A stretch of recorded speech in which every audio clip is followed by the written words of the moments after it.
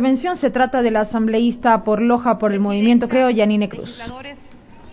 Un saludo a las personas que nos acompañan, a los medios de comunicación. El 13 de abril del 2008, para los periodistas ecuatorianos y para varias familias no se olvidará. Recuerdo cómo el presidente de la República, Lenín Moreno, en una rueda de prensa, confirmaba lo que las redes sociales rumoraban. Paul, Javier y Efraín fueron víctimas, lamentablemente, del narcotráfico.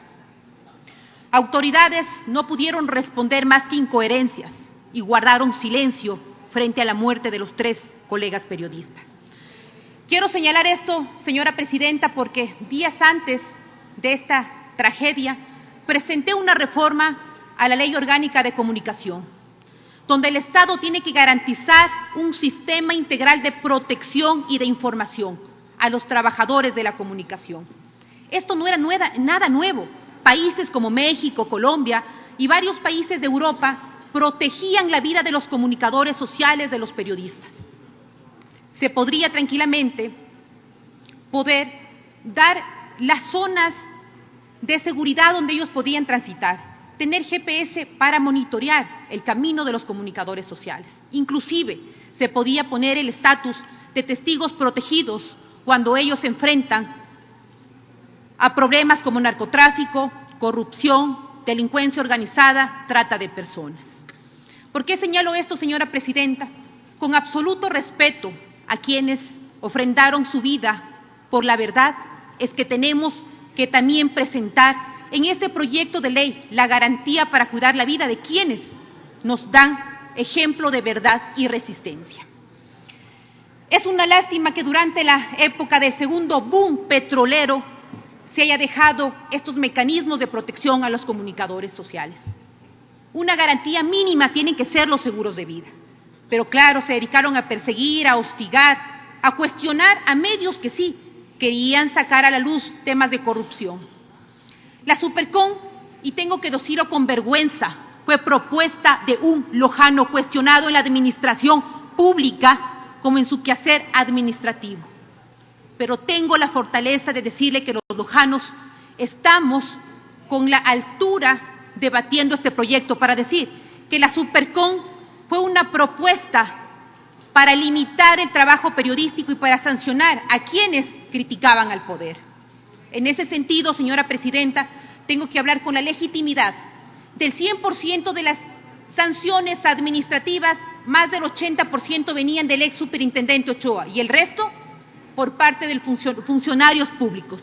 ¿Dónde estaba este organismo que defendía los derechos de los ciudadanos? Tenemos la suerte de decir que sí, estamos cuidando que la comunicación sea tomada como un derecho humano, un derecho fundamental. Y en este sentido, recordarles a algunos que parecen que olvidan datos realmente preocupantes.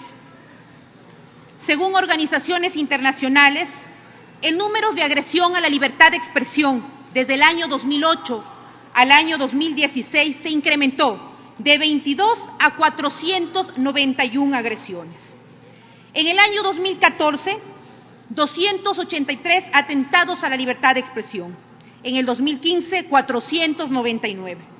Y en el 2016, 491, demostrando de esta manera que desde la entrada de la vigencia de la Ley Orgánica de Comunicación en el año 2013 y el Código Orgánico Integral Penal, las amenazas a este derecho se incrementaron. Escucho que dicen que se va a tratar de dejar en indefensión y judicializar a la comunicación. Mentira. Yo creo que hay que dejarnos de sofismas en esta tarde y hablarle al país con legitimidad y con frontalidad, pero también con sinceridad. ¿Quién judicializó a los periodistas? Fue el gobierno anterior. ¿Quién cerró a más de 20 medios de comunicación? Fue el gobierno anterior. Quiero señalar, señora presidenta, que tenemos que traer a la memoria el cierre, por ejemplo, de Radio Morena, de Tele Sangay, Radio Cosmopolita, Ecotel Televisión de mi provincia, La Voz de Esmeraldas, la Radio Arután, Radio Impacto de Sucúa, entre otros. ¿Dónde estaban los defensores de la libertad de expresión en aquel entonces? ¿Dónde estaban aquellos que salían a defender el trabajo periodístico, como por ejemplo de Fernando Villavicencio, de Jorge Ortiz? ¿Dónde estaba quienes elevaron la voz por la desaparición del periodista Valdivieso? Yo les recuerdo que inclusive se sancionaron a muchos representantes de organizaciones sociales por elevar la voz. Eso era la realidad de esta ley Mordaza. Tengo que destacar con toda la frontalidad y la responsabilidad el trabajo que realizó el presidente Jorge Corozo. Dejamos de lado las camisetas políticas y las ideologías partidistas para tratar de unificar 14 proyectos.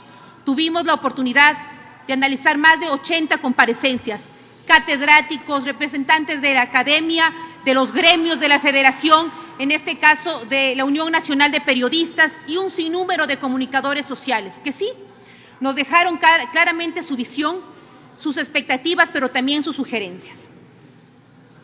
Y a favor de la verdad tengo que decirle a todos los ecuatorianos, y son testigos los medios de comunicación, jamás, escuchen bien, se topó en el debate el reducir los salarios de los comunicadores sociales, jamás. Y de esta manera se quiere engañar en un proyecto de ley donde garantiza la libertad de expresión, el acceso a la información. La ley no es perfecta, por supuesto. Tengo algunas observaciones. Pese a lo importante de esta reforma, señora presidenta, quiero exponerle al presidente de la comisión que en el artículo 5 de la reforma, que reforma el artículo 5 de la Ley Orgánica de Comunicación, se debe eliminar los términos y audio y video por suscripción, pues al ser reproductores y no creadores de contenidos deben ser controlados por la Ley de Telecomunicaciones, como lo son las operadoras de celulares o Internet, y por ende su control debe estar a cargo de Arcotel y del Ministerio de Telecomunicaciones. De la misma manera, el artículo 30 de la actual Ley Orgánica de Comunicación debe ser derogado, pues contradice los estándares internacionales de derechos humanos. Las sanciones por circulación de información restringida o reservada debe ser a los funcionarios que custodian la información y no a los periodistas o medios que la difunden. De mantener este artículo sigue lamentablemente la guillotina. ¿Cómo se conoció, por ejemplo, los casos de Watergate, de Panama Papers y otros escándalos? ¿Acaso era información libre? Muchos temas se escondieron bajo la información reservada. Y un caso que hace poco lo analizamos es la muerte del general Gabela. Casos de derechos humanos se ocultaron por reservar información. Así que esta normativa, para que pueda cumplir con la expectativa de estándares internacionales, se tiene que eliminar este artículo. Asimismo, en el artículo 59 del proyecto reformatorio, que reforma el artículo 69 de la Ley Orgánica de Comunicación, debe quedar Ley Orgánica de Defensa del Consumidor y eliminarse, y la Ley Orgánica de Regulación de Control del Poder de Mercado, pues como está el texto crea una indeterminación normativa.